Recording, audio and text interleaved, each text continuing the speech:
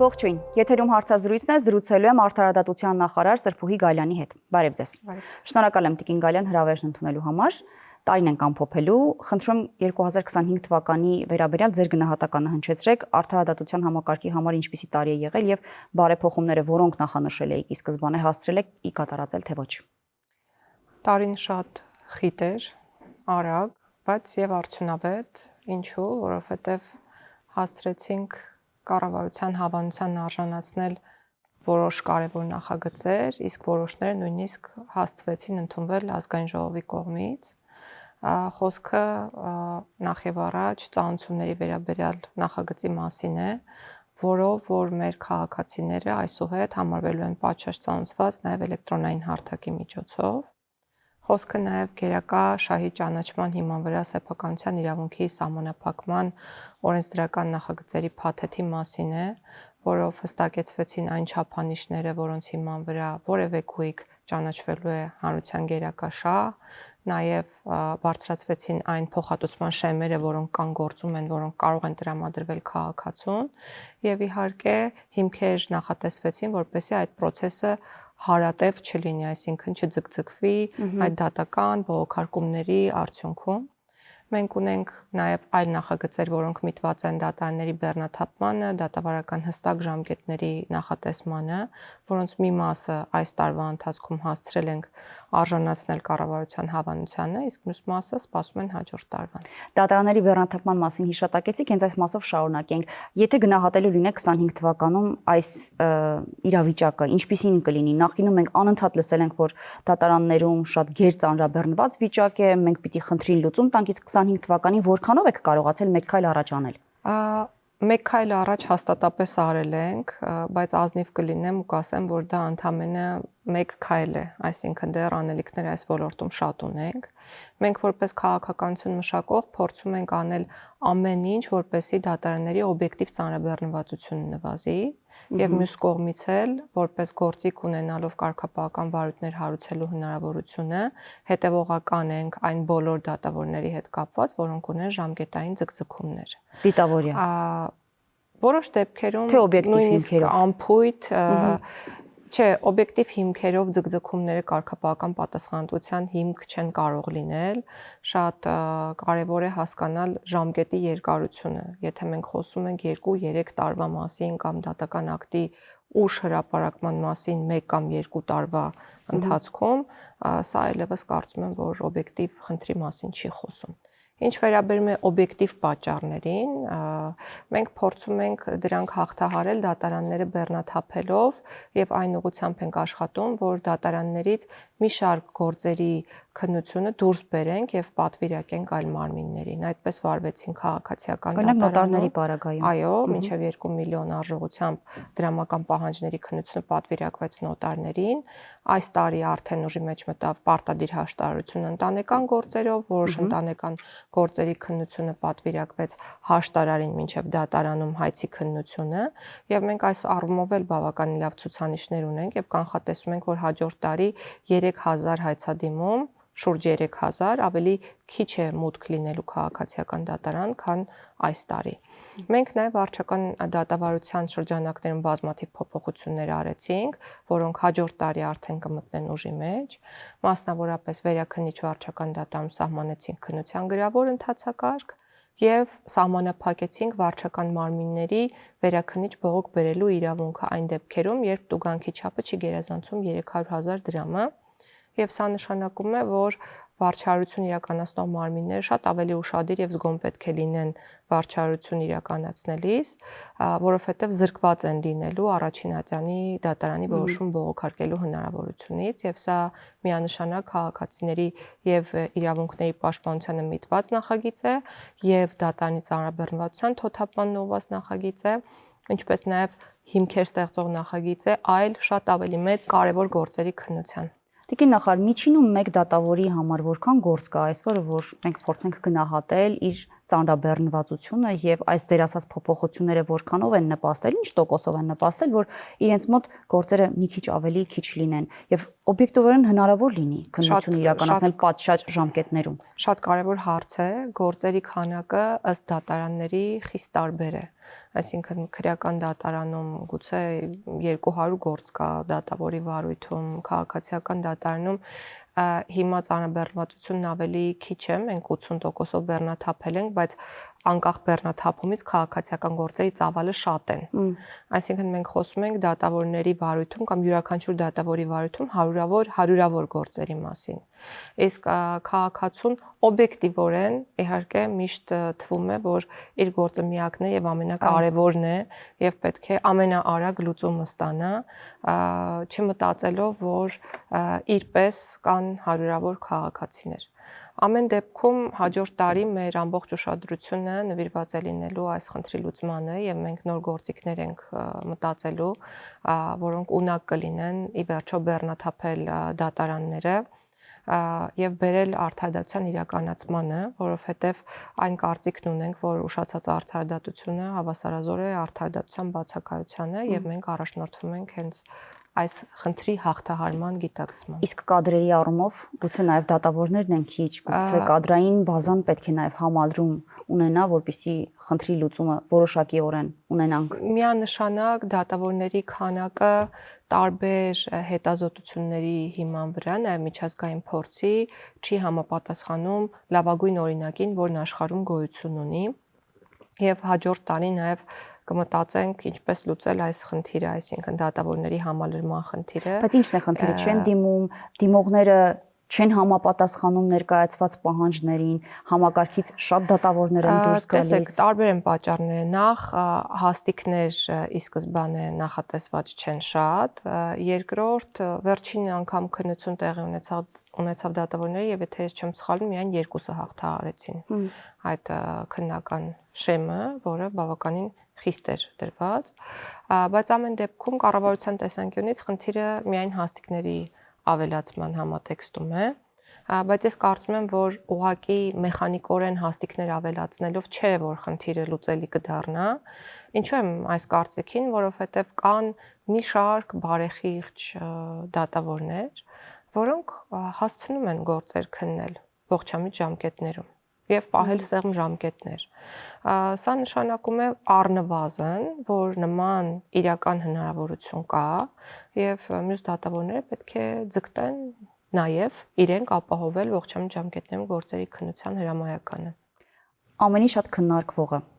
դատավորների անկախությունը։ Սա եւ քաղաքական առումով է շատ քննարկվում եւ նաեւ հասարակության տարբեր շրջանակներում է դա քննարկվում։ Մենք կարող ենք ասել, որ այսօր դատական համակարգում ունենք գերակշիռ առումով դատավորներ, որոնց անկախությունն ու անաչառությունը հնարավոր չէ կասկածի տակ դնել։ Միարժեքորեն այդպես է։ Ես կասեի ավելին, գուցե իմ դատավոր գործընկերները քննադատաբար մոտենան իմ այս մտքին, բայց երբեմն նկատում եմ մի իրադրություն, երբ դատավորները իրենց անկախությունը ընկալում են ոչ թե անկախություն պետության ներսում, այլ անկախություն պետությունից դուրս։ Ուզում եմ ասել, որ երբեմն դատավորները վերացարկվում են կամ իրենց ավելի բարձր են դասում կամ անհաղորդ են լինում պետության խնդիրներին եւ նաեւ չեն առաջնորդվում պետության քաղաքականությամբ։ Պետք է հստակ հասկանալ, որ դատավորի անկախությունը ոչ թե պետությունից անկախություն է, այլ պետության ներսում անկախություն է։ Այսինքն այն քաղաքականությունը, որը որդեգրել է պետությունը եւ առաջ է գնում այդ ուղղությամբ, պետք է նաեւ գիտակցվի բոլոր դատավորների կողմից։ Մենք ինչ ենք ուզում, արագ, արդար, թափանցիկ արդարադատություն, մենք ուզում ենք այն չափանիշներին համահունչ արդարադատություն, որոնք ընկած են մեր գաղափարների հիմքում, այսինքն դա ժողովրդավարական պետության ամրապնդման հիմքերն են, դրանք կոռուպցիայի դեմ պայքարին վերաբերող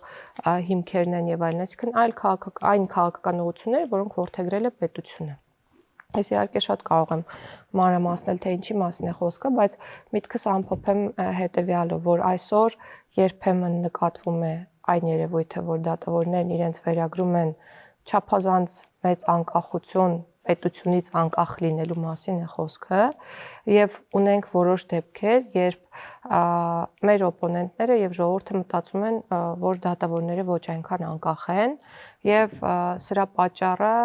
այն գործիքների անկատարությունն է, որոնք ապահովում են որոշակի որոշումների կայացման թափանցիկությունը։ Առաջին հերթին խոսքը հետևյալի մասին է, բացասական բարեվարկություն ունեցող դատավորները ինչու են նշանակվում պաշտոններում,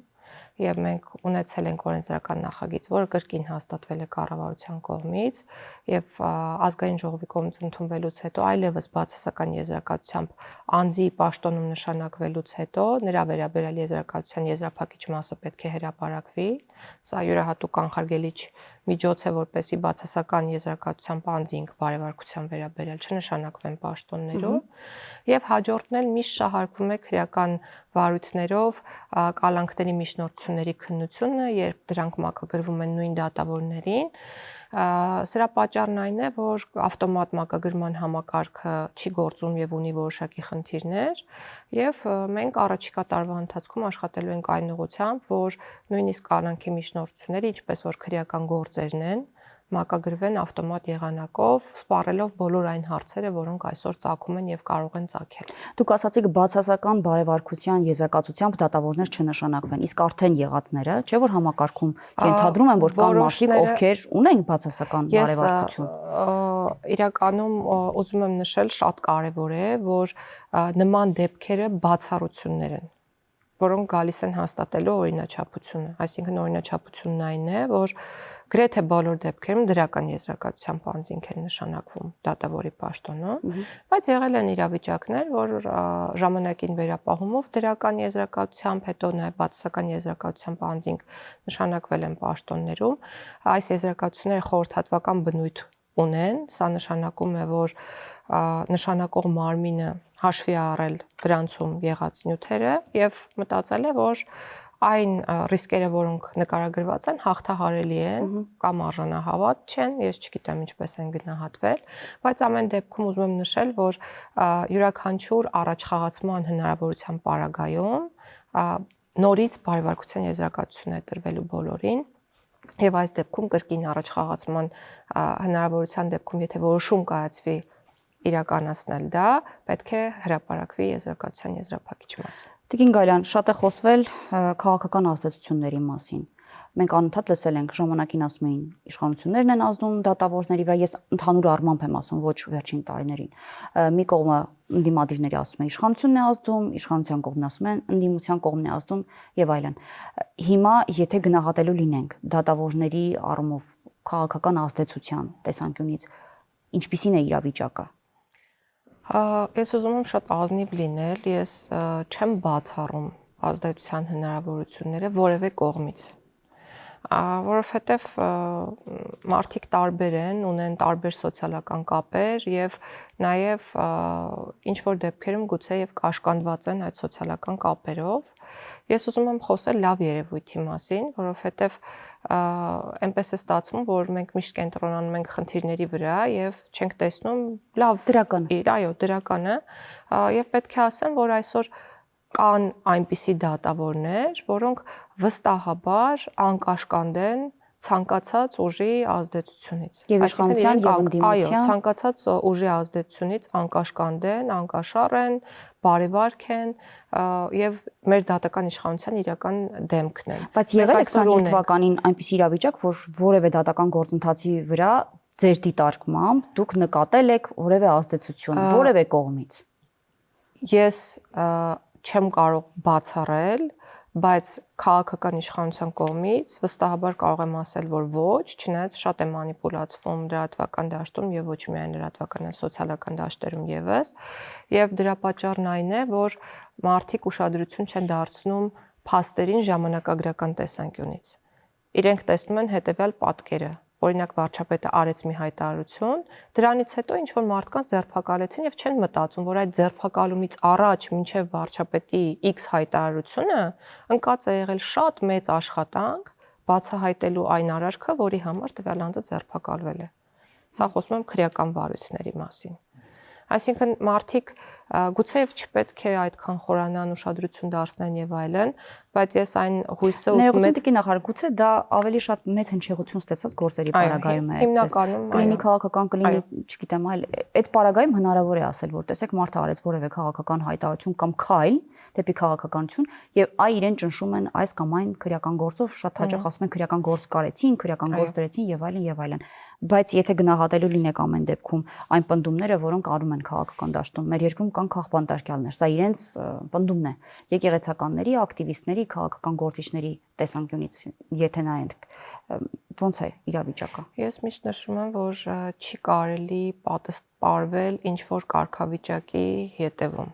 Այսինքն որևէ կարգավիճակ չի հանգեցնում անձեռնմխելիության կամ իրավունքների ավելի լավ պաշտպանության, ու եթե դու կատարում ես հանցագործություն, որևէ կապ չունի, ընդդիմադիր ես, իշխանամետ ես, ինչ կարգավիճակ ունես, սրբազան ես եղել, չես եղել, եթե վարդիրականստով մարմիններն ունեն համապատասխան տվյալներ, որ դու կատարել ես քրեորեն հետապնդելի արարք, պետք է վարույթ նախաձեռնվի։ Կասկածն այդտեղ են դնում, որ մեկ նախադասություն ասեց, ինչու դա պիտի ընկալվի քրեական հետապնդման արարք որպես այդպիսին, կամ ներքին խոսակցություններ են եղել, ինչու դա պետք է ընկալվի, կամ տարբեր հաղորդումներ են եղել, ոդքասթեր են եղել եւ այլն, դա ինչու պիտի ընկալվի հանցանք, այն էլ քրեական ու քրեական գործ դրվի։ Դե որովհետեւ մեր պետությունում կա քրեական օրենսգիրք եւ որոշ նախադասություններ քրեորեն հետապնդելի են, իսկ որոշները ոչ, եւ դա բնավ կապ չունի խոսքի ազատության հետ։ Մարդիկ շատ հաճախ խոսքի ազատությունը շփոթում են բռնության կոչերի հետ,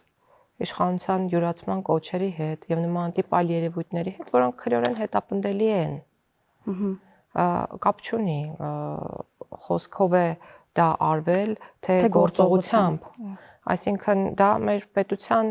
այն ճանապարհն է, որով որ մենք գնում ենք, ունենալ այնպիսի կարգավորումներ քրեական օրենսգրքում, որոնք կկանխեն կամ կկանխարգելեն հանրորեն վտանգավոր վարքագիծը։ Եվ պետությունն է, օրենսդիրն է ժամանակին գնահատել, որ այս կամ այն վարքագիծը հանրորեն վտանգավոր է եւ պետք է լինի քրեորեն հետապնդելի։ Եվ կրկնում եմ, որևէ անձ մեր պետությունում չպետք է լինի արտոնյալ կամ անձեռնմխելի որևէ արարքի կատարման համար վրա հասնող հետևանքից։ Մյուս մտահոգությունն այն է, որ միջազգային կառույցները չեն արձագանքում ըստ իրենց պնդումների այս քաղբանտարկյալների գործերին։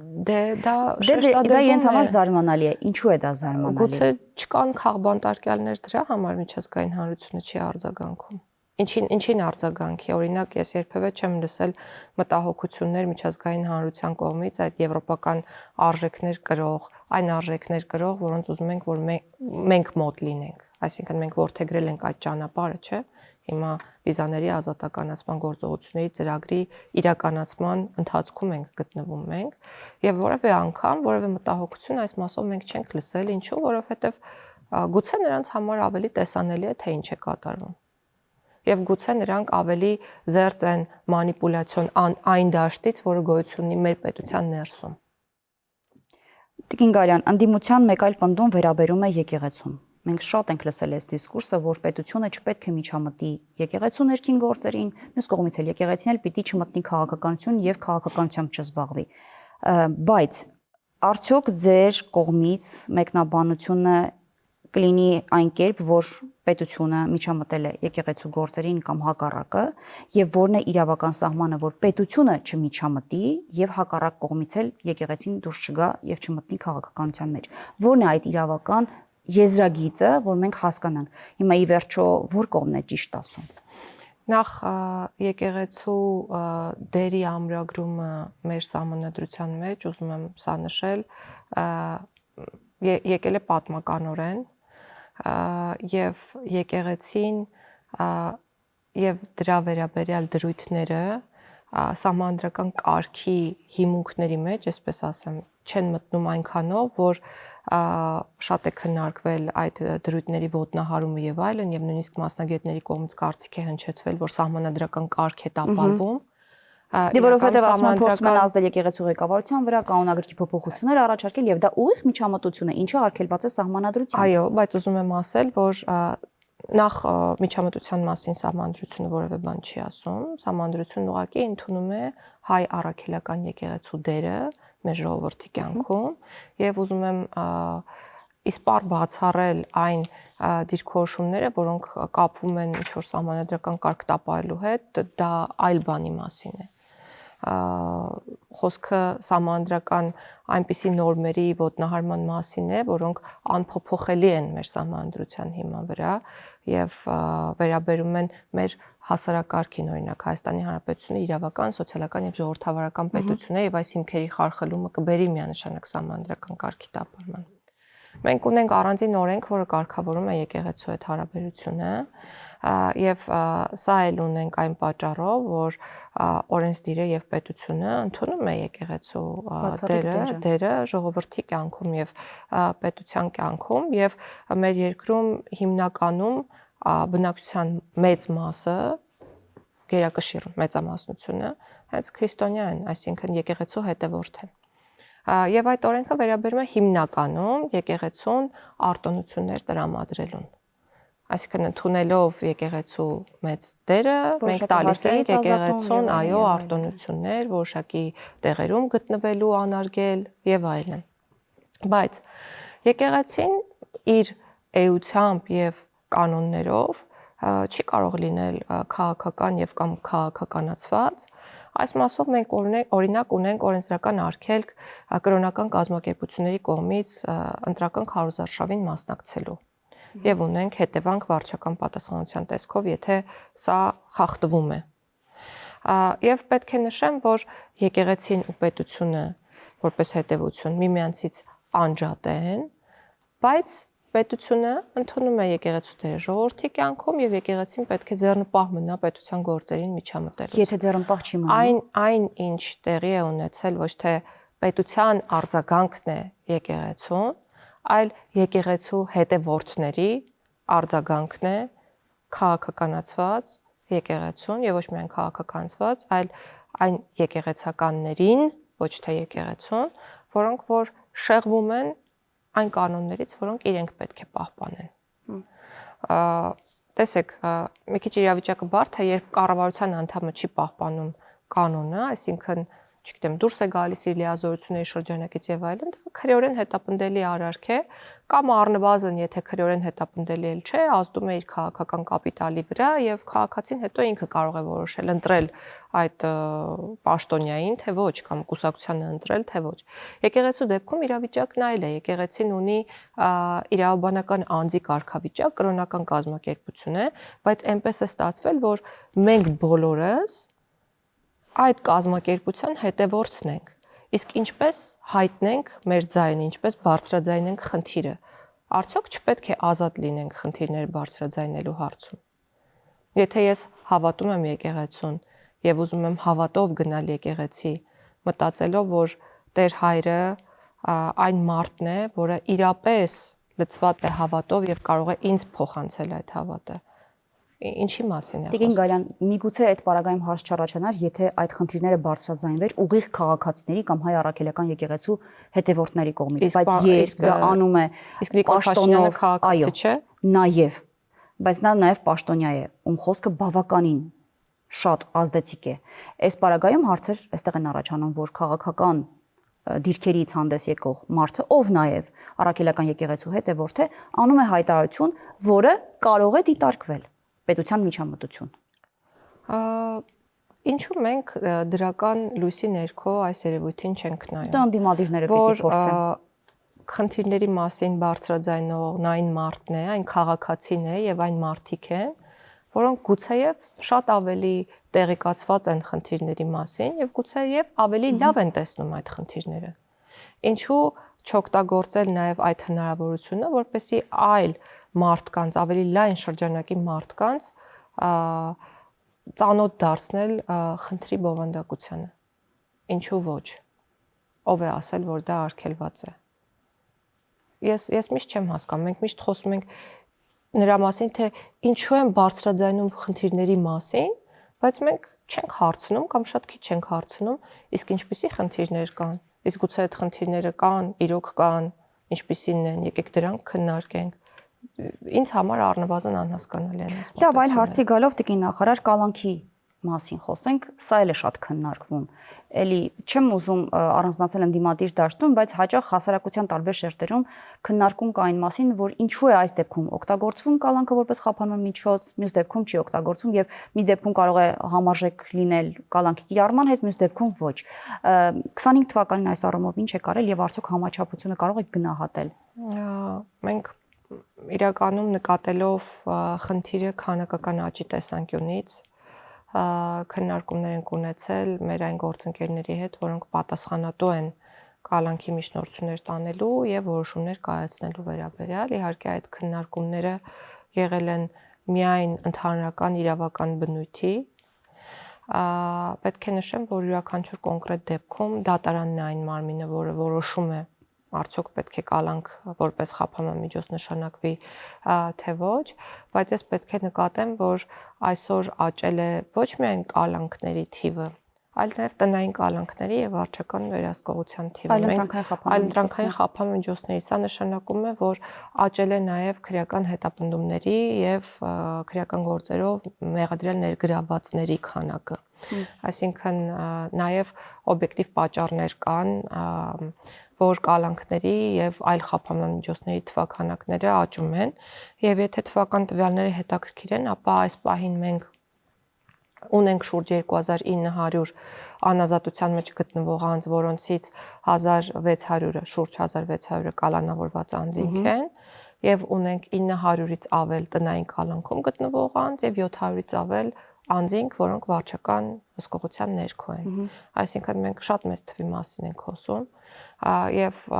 միասնական չափանիշների հետ կապված պետք է փորձեն գործընկերների հետ հասնել նրան, որ բոլորի համար կասկածի տեղիք չտվող լինեն բոլոր խափանման միջոցների ընտրությունները, դրանց համաչափությունը եւ իրավաչափությունը։ Կալանքի պարագայում ասում են շատ դեպքերում դա պատժի ձև է որպես այդպեսին աշխատում եւ մարդի նախաքննության ու դատավարության ընթացքում կարող է լինի դեպք, որ ավելի շատ մնա կալանքի տակ, քան որ ինքը պիտի ենթադրյալ պատիժը կրեր ժամկետով։ Քաղաքականություն մշակողի տեսանկյունից, մեր տեսանկյունից անընդունելի է նման մոտեցում ունենալը եւ մենք փորձում ենք ուսումնասիրել նաեւ կոնկրետ դեպքերով արդեն post factum տեսնելու համար արդյոք կալանքը կարող է ունենալ այլ իմաստ, քան խափանման միջոցի իրական իմաստն է եւ եկող տարեսկզբին կարծում եմ նաեւ կփորձենք մշակել հնարավոր միասնական չափանիշներ, ինչու եմ այսպես ասում, որովհետեւ յուրաքանչյուր գործ եւ յուրաքանչյուր անձ տարբեր է, այո, եւ անհատական մոտեցում ամեն դեպքում պետք է դրսեւորել, բայց միևնույնն է մենք փորձելու ենք մշակել որոշակի միասնական չափանիշներ, որպեսզի նման խնդրի առաջ չկանգնենք։ Ինչ վերաբերում է նրան, որ շատ երկար են անձինք մնում կալանքի տակ, այս խնդիրը լուծվելու է շատ մոտ ապագայում, ինչու, որովհետև քրեական գործերով դատավարությունները եւս ունենալու են հստակ ժամկետներ։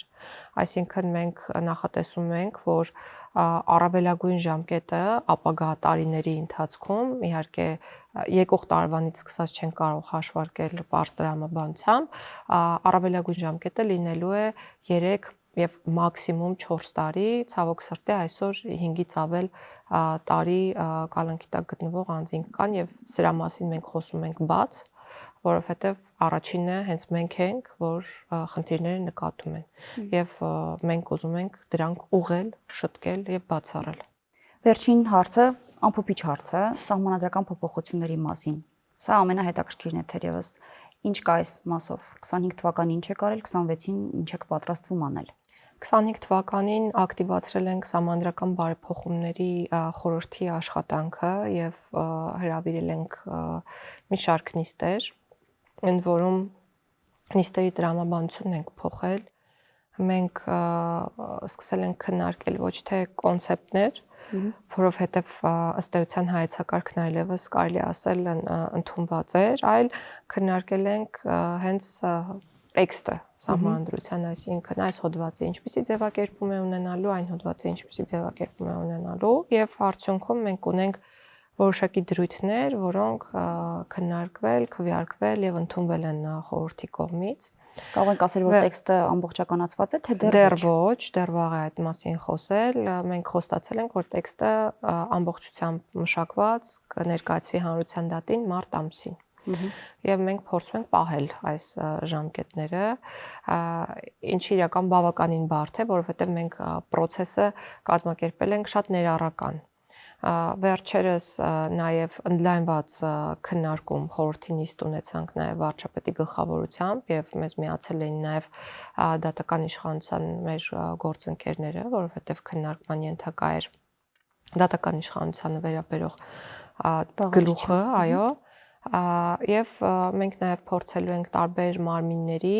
եւ նաև քաղաքացիական հասարակության ներկայացուցիչների, այսինքն հանրության հետ ունենալ շատ լայն քննարկումներ, որպեսզի սահմանադրության մշակման գործընթացը լինի ներառական եւ պլանավորում ենք տեքստը պատրաստ լինելուն պես այն անմիջապես կոմունիկացնել հանրության հետ, որովհետեւ ի վերջո հանրությունն է որոշելու ընդունել սահմանադրություն նոր, թե չընդունել։ Ինգալյան, սա նոր նկատի ունեք 0-ից գրված տեքստով սահմանադրություն է, թե եղած սահմանադրության վրա լրացումներ, մշակումներ։ Չէ, մենք որոշել ենք գնալ նոր սահմանադրություն ընդունելու ճանապարհով եւ ոչ թե սահմանադրությունը փոփոխելու ճանապարհով, այս երկու տարբերակները քննարկվել են եւ որոշում է կայացվել առաջինի օգտին։ Սա իհարկե չի նշանակում, որ բոլոր դրույթները փոփոխվելու են, այդպես չի կարող լինել, որովհետեւ կան հիմնարար դրույթներ, որոնք ըստ էության բովանդակային իմաստով փոփոխության ենթակա չեն։ Մենք ուղղակի ավելի շեշտադրելու ենք մարդկանց երկրորդ սերնդի իրավունքները, ավելի ամրապնդելու ենք պետության պարտականությունը դրանք ապահովելու հարցում, փորձում ենք ավելի ուժեղացնել իշխանության թևերը եւ ավելի բալանսավորել այդ թևերը, փորձում ենք ապակենտրոնացնել իշխանությունը, փորձում ենք նոր շունչ հաղորդել նախագահի ինստիտուտին, որպեսզի նա որոշակի ավելի լայն լիազորություններ ունենա պետական մարմինների գործունեության շարունակականության ապահովման համատեքստում եւ այլն։ Նաեւ արդեն նշել եմ իմ ելույթներում, որ ընտրակարգի հետ կապված որոշակի փոփոխություն է կատարվել եւ առաջին ընտրություններից հետո կայուն մեծամասնությամբ խորհրդարանի ձևավորման նորմա այլևս չի լինելու եւ մենք երկրորդ հնարավորություն ենք տալու քաղաքական բոլոր ուժերին մասնակցել նոր ընտրությունների, եթե առաջին ընտրության արդյունքներով չձևավորվի կայուն մեծամասնությունը ըստ էության ինքնըստինքյան, այսինքն առաջաբանի մասով դեռ քննարկումներ չենք ունեցել, բայց ես մշտապես խոստացել եմ, որ քննարկումներ եւ որոշումներ ունենալուն պես դա